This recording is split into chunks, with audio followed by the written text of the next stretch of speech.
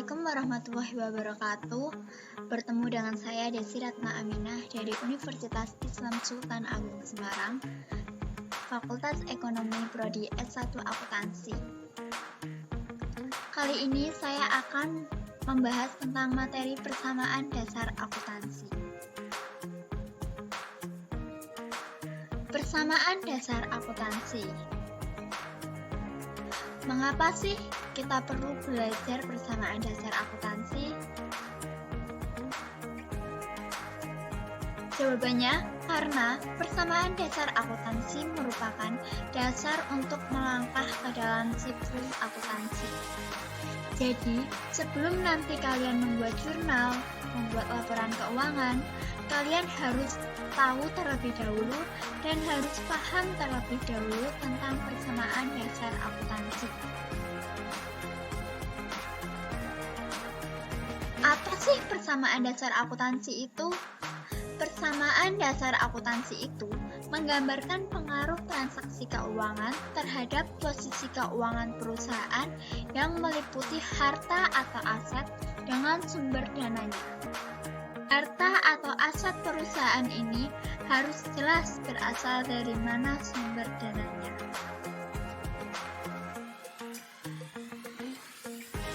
Kita langsung masuk aja ke contohnya ya. Sebagai contoh misalnya, ada seorang pengusaha baru mendirikan perusahaan.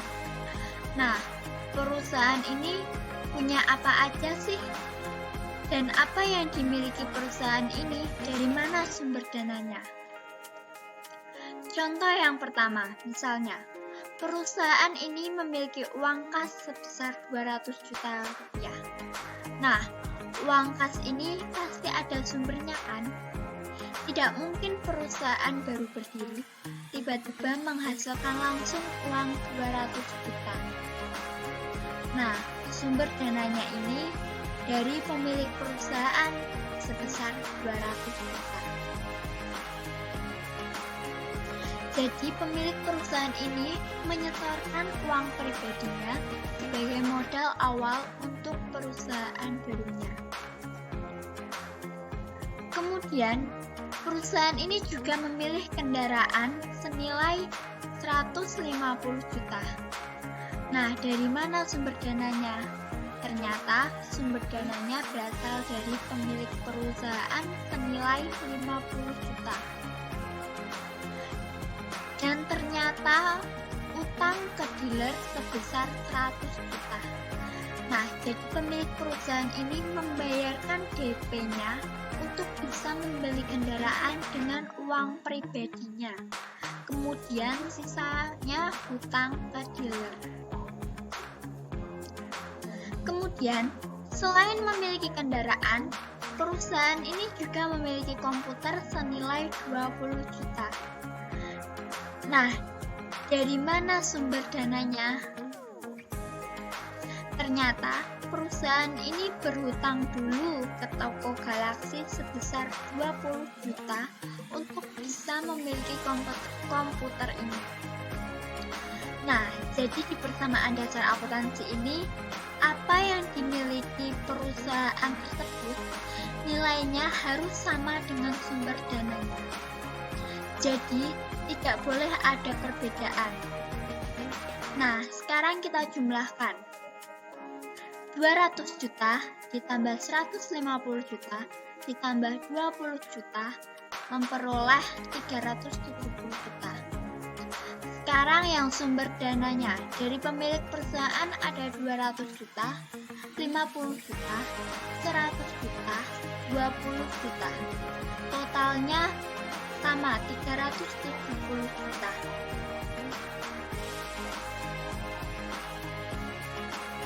Jadi, di persamaan dasar akuntansi ini menunjukkan bahwa harta atau aset yang dimiliki perusahaan itu nilainya sama dengan sumber dananya. Nah, jadi seperti uang, kendaraan, komputer, ini disebut dengan harta atau aset. Sedangkan Dana atau uang dari pemilik perusahaan disebut dengan modal atau ekuitas. Pokoknya segala sesuatu yang berasal dari pemilik untuk perusahaan disebut dengan modal atau ekuitas. Kemudian utang-utang ini disebut dengan utang atau kewajiban. Jadi perusahaan berkewajiban untuk membayar hutangnya. Sehingga diperoleh rumus dasar persamaan akuntansi, yaitu harta sama dengan utang ditambah modal, atau aset sama dengan kewajiban ditambah ekuitas. Aset sendiri tergolong masuk ke dalam kelompok aktiva, sedangkan kewajiban dan ekuitas tergolong masuk ke dalam kelompok pasiva.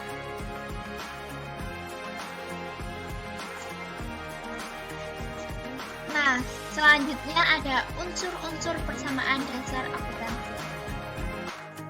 Nah, sebelumnya kan kita tadi udah bahas, ada harta, ada modal, dan ada kewajiban. Nah, ketiga hal tersebut merupakan unsur-unsur persamaan dasar akuntansi. Nah, kita langsung masuk aja ke pembahasan yang pertama. Ada harta atau aset atau aktiva. Jadi, aset itu semua yang dimiliki perusahaan yang dapat dinilai dengan uang. Contohnya di sini ada kendaraan, komputer, dan gedung. Ini semua bisa dinilai dengan uang. Selanjutnya, harta atau aset sendiri tergolong menjadi 3 bagian, yaitu ada aset lancar, aset tetap, dan aset tak berwujud. Apa sih aset lancar itu? Aset lancar merupakan harta yang habis pakai atau umur ekonomisnya kurang dari 1 tahun. Contohnya adalah uang. Misalnya, kalian punya uang 1 juta nih. Kemudian kalian membelikan barang senilai 1 juta. Nah, tentunya jika uang tersebut digunakan, maka uang tersebut akan habis. Yang kedua ada aset tetap. Aset tetap merupakan harta yang tidak habis pakai dalam 1 tahun yang umur ekonomisnya lebih dari 1 tahun. Contohnya ada gedung. Dan yang terakhir ada aset tak berwujud. Apa sih aset tak berwujud itu? Nah, aset tak berwujud merupakan aset non-moneter tanpa wujud fisik. Contohnya ada hak cipta, copyright, dan nama baik perusahaan.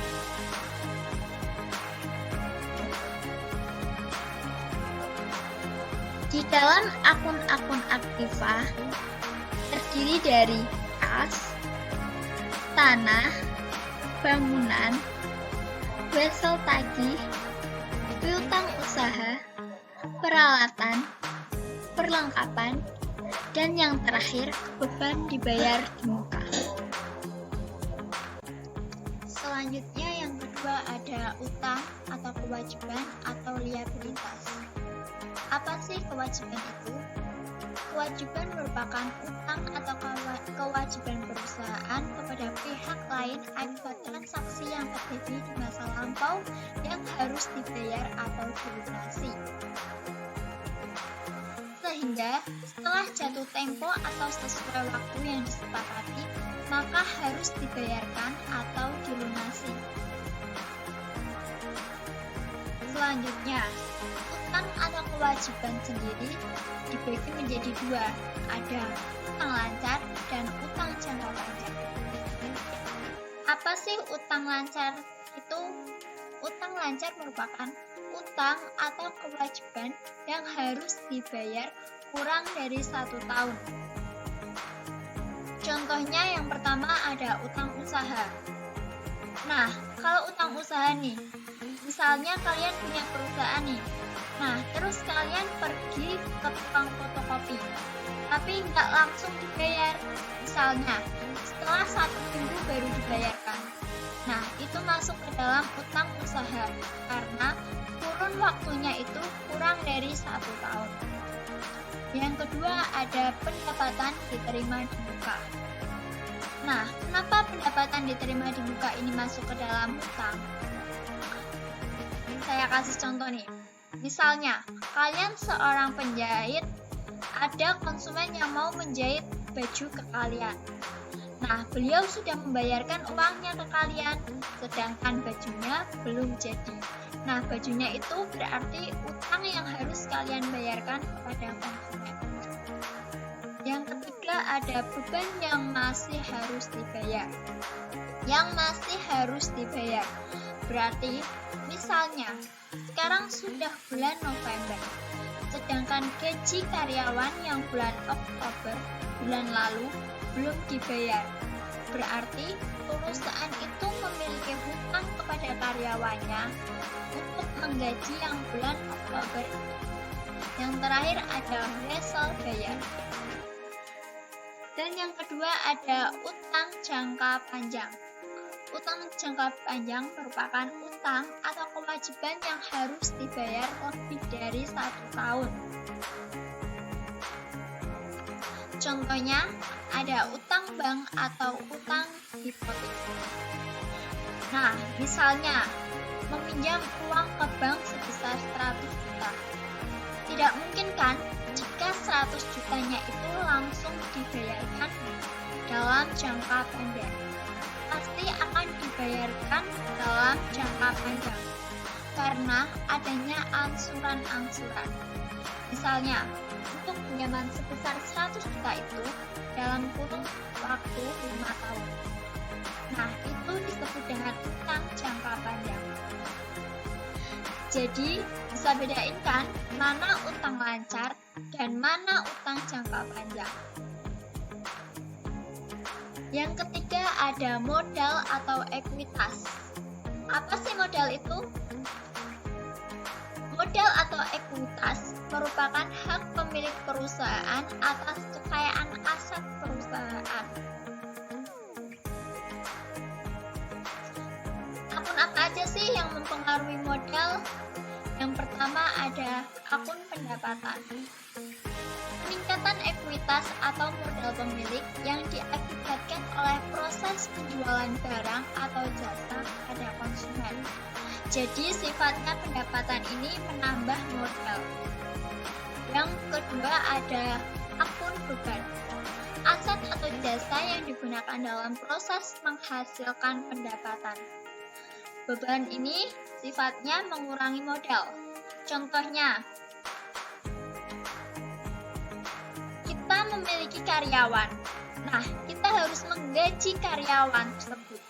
Nah, menggaji karyawan itu disebut dengan beban. Jadi,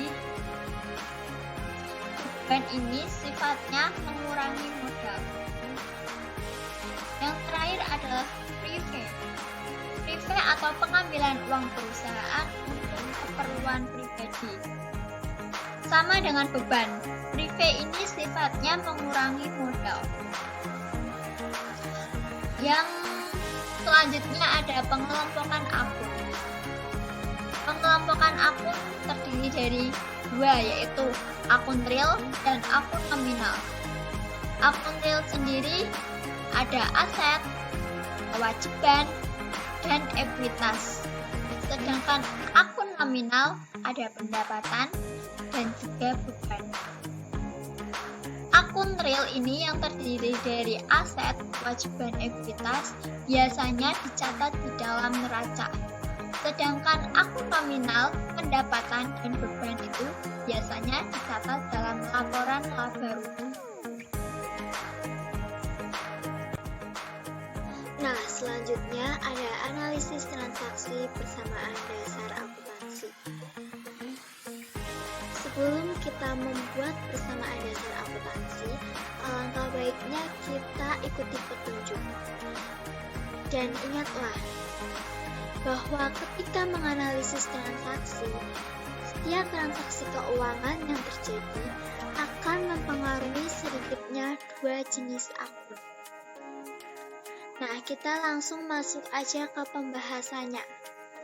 Yang pertama ada pada tanggal 1 September 2008, Sakti mendirikan perusahaan jasa dengan nama Travel Sakti. Untuk memulai usahanya, Sakti meminjam uang dari bank milik Bunda sebesar 50 juta. Dan Sakti menambah dengan uang tunai dari tabungannya sebesar 50 juta sebagai modal awal usahanya. Nah, seperti tadi di awal sudah disebutkan bahwa analisis transaksi persamaan dasar akuntansi ini paling sedikit mempengaruhi 2 akun. Nah, coba kita lihat di sini. Ada akun apa aja yang dipengaruhi? Nah, di sini ada meminjam uang dari bank sebesar 50 juta. Berarti kan Sakti hutang ke bank nih sebesar 50 juta. Hutang bank sendiri masuk ke dalam kelompok apa? Hutang bank masuk ke dalam kelompok ekuitas. Seperti tadi di awal sudah saya jelaskan. Nah, akun apa lagi nih yang berpengaruh lagi? Nah, di sini ada Sakti menambah dengan uang tunai dari tabungannya sebesar 10 juta sebagai modal awal usahanya. Nah, di sini ada modal. Modal itu masuk kemana sih?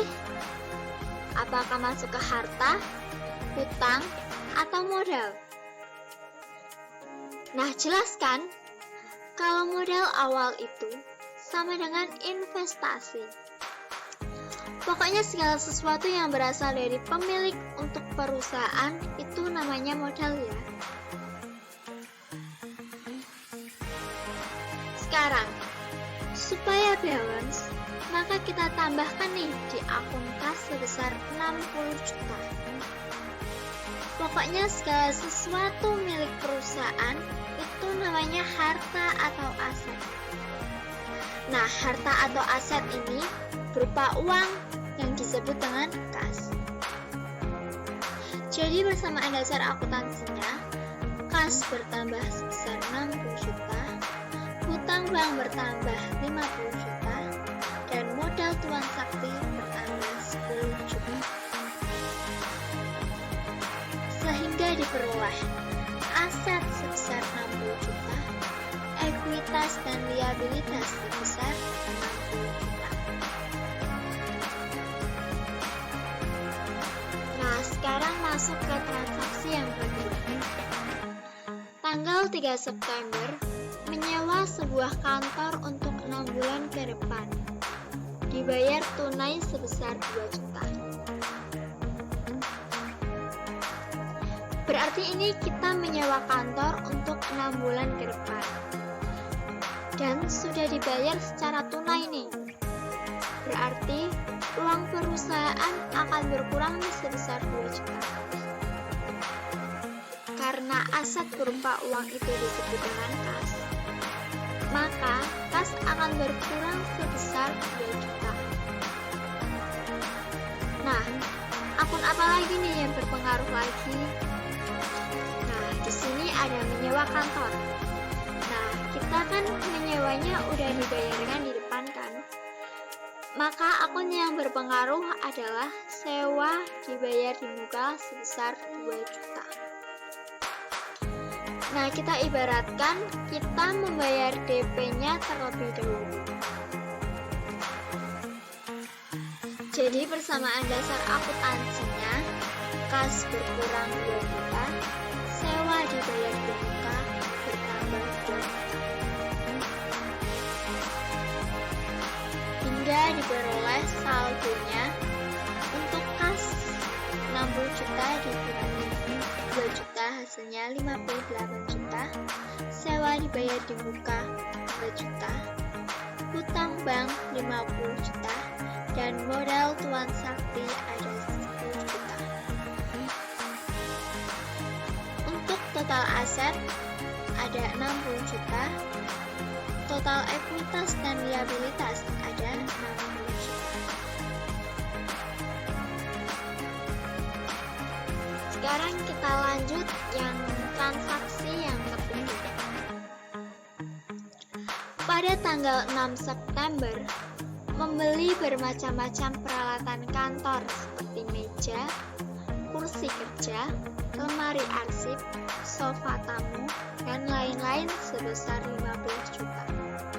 Dari jumlah ini, dibayar tunai 10 juta, dan sisanya dibayar secara kredit.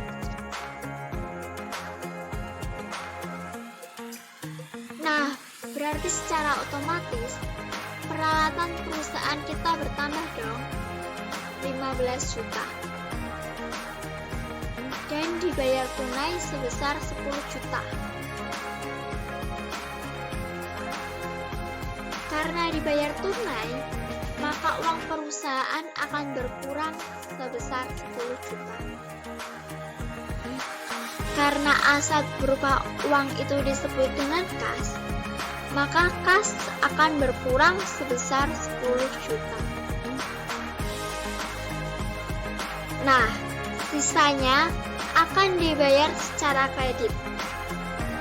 Jadi berapa sih sisanya? Sisanya ada 5 juta. Nah, 5 juta itu kita anggap sebagai hutang usaha. Karena kita belum membayarnya kan? Jadi persamaan dasar akuntansinya ada kas berkurang 10 juta, peralatan bertambah 15 juta, dan hutang usaha bertambah 5 juta. Hingga memperoleh saldo baru untuk kas 58 juta dikurangi 10 juta memperoleh 48 juta, sewa dibayar di muka 2 juta, peralatan 15 juta, hutang usaha 5 juta, hutang bank 50 juta, dan modal tuan sakti ada 10 juta. Jadi untuk total aset berjumlah 65 juta dan total ekuitas ditambah liabilitas totalnya 65 juta. Kita lanjut lagi ke transaksi yang keempat. Pada tanggal 8 September, membeli perlengkapan kantor secara tunai sebesar 15 juta. Nah, kita akan membeli perlengkapan kantor nih. Berarti otomatis perlengkapan kita bertambah dong. Nah, jadi perlengkapan kita bertambah sebesar 15 juta, sedangkan kita membelinya kan secara tunai.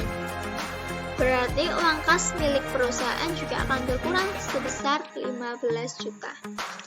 Jadi persamaan dasar akuntansinya, kas berkurang 15 juta, perlengkapan bertambah 15 juta. Sehingga menghasilkan saldo baru untuk kas 48 juta dikurangi 15 juta memperoleh 33 juta, sewa dibayar di muka memperoleh 2 juta, peralatan memperoleh 15 juta, perlengkapan juga memperoleh 15 juta, hutang usaha 5 juta, hutang bank 50 juta, dan modal tuan sakti 10 juta. Jadi untuk total aset ada 65 juta dan total ekuitas dan liabilitas ada 65 juta.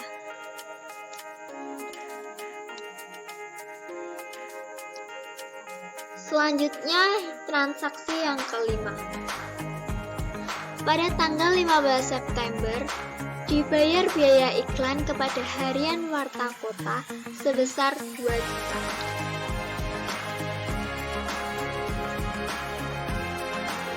Nah, dibayar biaya iklan. Berarti perusahaan kita membayar biaya iklan nih sebesar 2 juta kepada harian Warta Kota. Berarti otomatis uang kas perusahaan akan berkurang dong sebesar 2 juta. Nah, apa yang dibayarkan? Ternyata perusahaan kita membayar biaya iklan.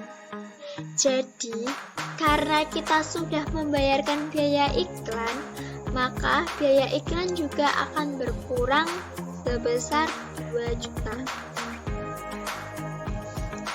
Jadi, persamaan dasar akuntansinya, kas berkurang 2 juta, biaya iklan juga berkurang 2 juta. Sehingga saldo baru yang diperoleh untuk kas 33 juta dikurangi 2 juta ada 31 juta, sewa dibayar di muka ada 2 juta, peralatan 15 juta, perlengkapan 15 juta, hutang usaha 5 juta, hutang bank 50 juta, modal Tuan Sakti ada 10 juta, dan biaya iklan ada 2 juta. Jadi total untuk aset ada 63 juta dan total ekuitas ditambah liabilitas ada 63 juta.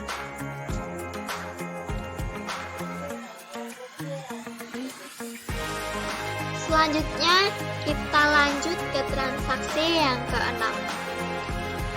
Tanggal 22 September diterima pendapatan jasa penjualan tiket pesawat 10 juta.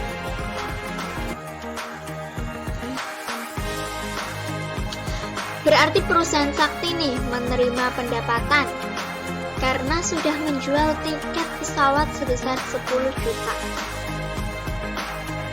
Nah, berarti uang kas di perusahaan Sakti akan bertambah sebesar 10 juta. Karena menerima pendapatan, maka pendapatannya juga bertambah sebesar 10 juta. Akun pendapatan usaha ini masuk ke dalam liabilitas ya. Jadi persamaan dasar akuntansinya, kas bertambah 10 juta, pendapatan usaha juga bertambah 10 juta. Jadi saldo baru yang diperoleh, kas 31 juta ditambah 10 juta menghasilkan 41 juta, sewa dibayar di muka ada 2 juta, peralatan 15 juta, perlengkapan 15 juta, hutang usaha 5 juta, hutang bank 50 juta, modal Tuan Sakti 10 juta, pendapatan usaha 10 juta, dan biaya iklan ada 2 juta. Jadi total aset ada 73 juta, sedangkan ekuitas dan liabilitas ada 73 juta. Selanjutnya kita bahas transaksi yang ke-7. Tanggal 24 September diterima tunai pendapatan jasa perjalanan wisata 15 juta. Nah, ini juga sama seperti transaksi yang sebelumnya. Perusahaan menerima pendapatan jasa atas perjalanan wisata sebesar 15 juta. Nah, jadi uang kas di perusahaan akan bertambah sebesar 15 juta. Karena menerima pendapatan, maka pendapatannya juga bertambah sebesar 15 juta. Jadi persamaan dasar akuntansinya, kas bertambah 15 juta, pendapatan usaha juga bertambah 15 juta. Nah, saldo barunya memperoleh kas 41 juta ditambah 15 juta ada 56 juta. Sewa dibayar di muka ada 2 juta, peralatan 15 juta, perlengkapan 15 juta, hutang usaha 5 juta, hutang bank 50 juta, modal Tuan Sakti 10 juta, pendapatan usaha dari 10 juta ditambah 15 juta menghasilkan 25 juta, dan biaya iklan 2 juta. Nah, total aset jadinya 88 juta. Dan total ekuitas ditambah liabilitas ada 88 juta.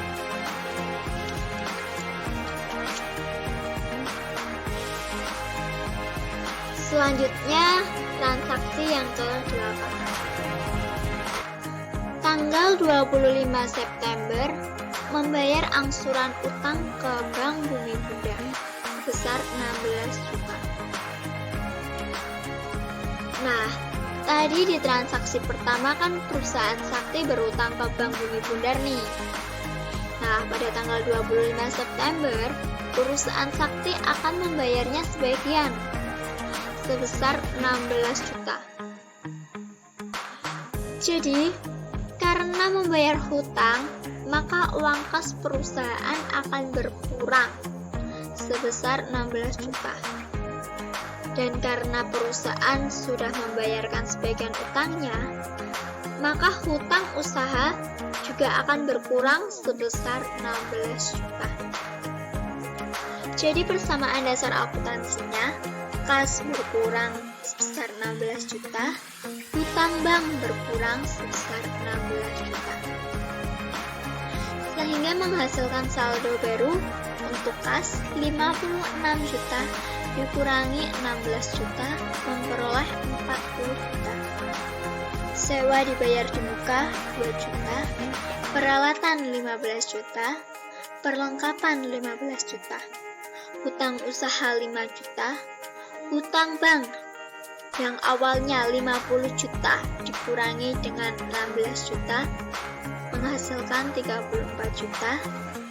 Untuk modal ada 10 juta, pendapatan usaha 25 juta, dan biaya iklan 2 juta. Sehingga total aset ada 72 juta, sedangkan total ekuitas dan liabilitas ada 72 juta.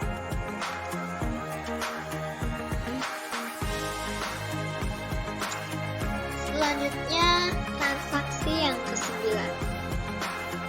Tanggal 26 September, Sakti mengambil uang dari perusahaannya untuk kepentingan pribadi sebesar 2 juta. Nah, karena Sakti mengambil uang perusahaan untuk kepentingan pribadinya, maka uang kas perusahaan akan berkurang sebesar 2 juta. Nah, karena mengambil uang untuk keperluan pribadi itu biasa disebut dengan prive, seperti sudah yang saya jelaskan tadi, maka akun prive juga akan berkurang sebesar 2 juta. Jadi persamaan dasar akuntansinya, kas berkurang 2 juta, prive Tuan Sakti juga berkurang 2 juta. Sehingga saldo barunya untuk kas 40 juta dikurangi 2 juta memperoleh 38 juta. Sewa dibayar di muka 2 juta, peralatan 15 juta, perlengkapan 15 juta, hutang usaha 5 juta, hutang bank 34 juta, modal Tuan Sakti 10 juta, prive Tuan Sakti 2 juta, pendapatan usaha 25 juta, dan biaya iklan 2 juta. Jadi total aset ada 70 juta dan total ekuitas tambah liabilitas ada 70 juta.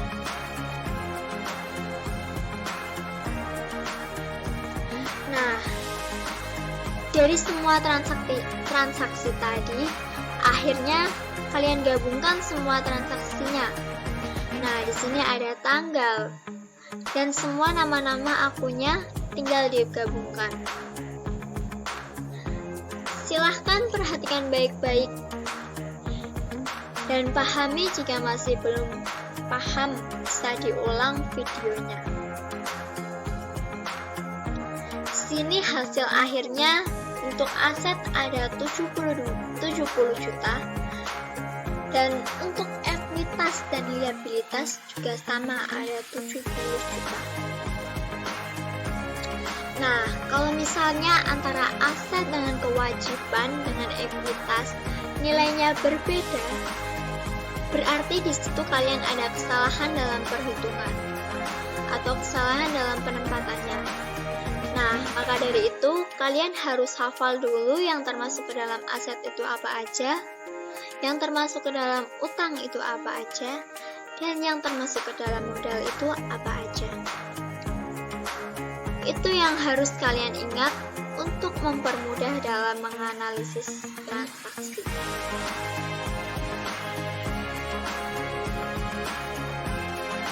Selanjutnya ada laporan keuangan.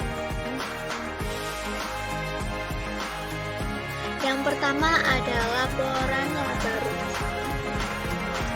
Untuk kopnya seperti ini.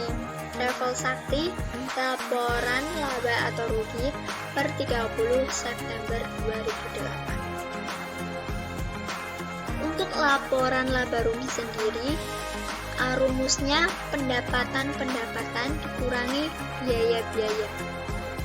Di sini di Travel Sakti tadi terdapat dua pendapatan nih. Ada pendapatan penjualan tiket sebesar 10 juta dan pendapatan perjalanan wisata sebesar 15 juta. Jadi total semua pendapatannya ada 25 juta. Dan untuk biayanya di Travel Sakti hanya ada satu, yaitu biaya iklan. Biaya iklannya jumlahnya 2 juta. Sehingga laba bersih yang diperoleh 25 juta dikurangi 2 juta menghasilkan 23 juta. Jadi untuk laporan laba rugi itu rumusnya pendapatan dikurangi dengan biaya-biaya.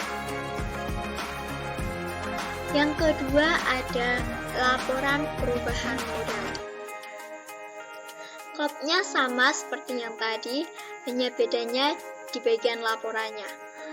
Travel Sakti, laporan perubahan modal per 30 September 2008. Awal mula modal Sakti pada tanggal 1 September itu hanya 0.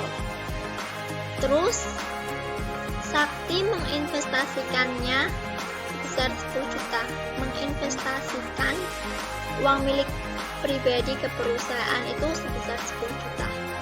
Sedangkan laba bersih 23 juta yang tadi sudah kita hitung.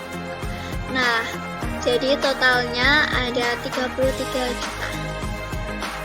Tadi kan Sakti juga mengambil prive nih sebesar 2 juta.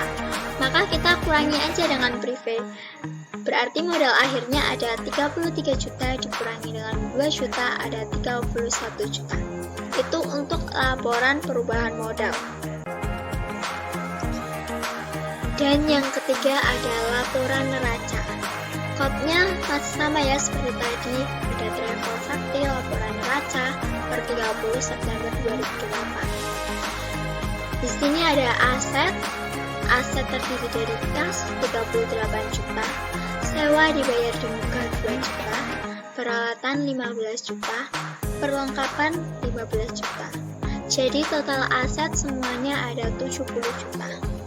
Sedangkan liabilitas dan ekuitas, di liabilitas sendiri ada hutang usaha 5 juta, hutang bank 34 juta. Di ekuitas sendiri ada modal Tuan Sakti 10 juta, prive Tuan Sakti 2 juta, pendapatan usaha 25 juta, dan biaya iklan sebesar 2 juta. Sehingga total liabilitas dan ekuitas ada 70 juta. Sehingga sama total aset dan total liabilitas dan ekuitas sama 70 juta.